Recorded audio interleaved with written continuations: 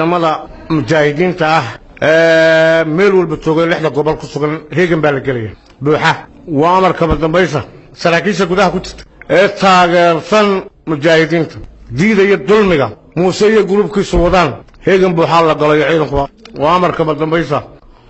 waa la isarki doonaa ama wadasaab warqad u soo dhiib ama mid liitay u soo dhiib waa la isarki doonaa gudaha la isku arki doonaa haddii alla yidhaaho waana dhiban insha allah bidnillaahi kariim waana gudahana waa ka bilaabi doonaa haddii alla yidhaaho kamana noqon doono 180 kilomitir baan gudaha idinku soo galay waxba tara weyde waa laydin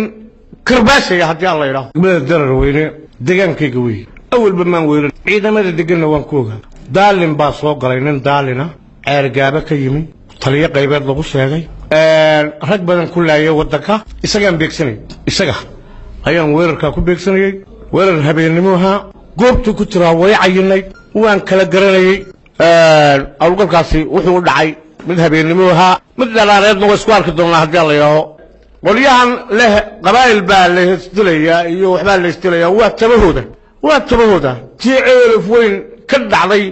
iyagaa waday tahawd ka tirtana iyagaa waday anigaa 3 sanadood dhex fadhiyay 3 sanadood ba waxaan ku qariye gumcad laba ciidan baad isku hubaysay mushaharkaad siisay ka jaa muslimka sida dhibaatada ka taa qodobka dhulbaantay isla waxaan leeyahay war isfahma ilaahayna ka baq ashahaadka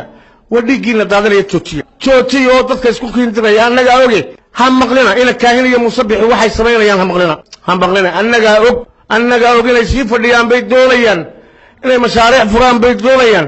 qolada abtiyadayna waxaan leeyahay idinkuma socono abtiyaday waxaan leeyahay idinkuma socono wallaahi idinkuma socono hadda ilaahay garanaysan oo billaahi idinkuma socono oo tallaahi idinkuma socono oo dooni mayno in qof bini aadami wax gaaraan laakiin daalimiinta isku diraya beelaha aan horumarka ogolayn dadka doonayn inay cadaalad sameeyaan waa la dagaalamayna wallaahi waa la dagaalamayna idinka sayid dooni mayno soo baxbaa la leeyahay shacabka leefaysa wixii hore ee laga cabanayay ayaa weli jeegaantii sii wada weliba maatadii iyo caruurtii baa rasaas lala dhacaya lala doonanaya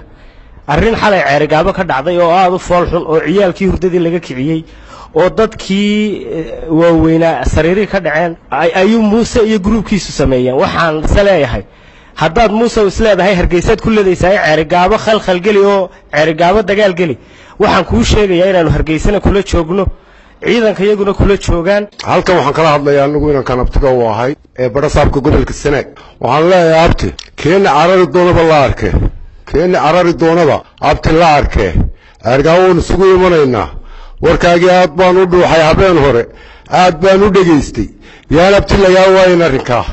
way soo imanaynaa adiga iyo kuwan dabadhelifka dabada ku wadatid abtoon sugu iman doonaa ceerigaabo balkeena carara inaga maaha waxaan kaloo leeyahay qoladaanu maadeertanahay war idinkuma soo socono annagu idinka ilaahay ka baqa dad maadeera baanu nahay yaan la isku keen dirin annagu taaridkeedu waa meel cid baanu saynaa ismahayno annagu shacab muusiyo ina kaahin weli isuma aysan madax maanta waa madaxa dalka si ay ku yimaadeen baa Allah og ummaduna way ogtahay bas waxaan leeyahay ummadana isku dhiibay xabada ee walaalaha dirisa ah ee istiraya hadda joogsho weedaan anu waan haynaa Brit iyo Britain maalin waan haynaa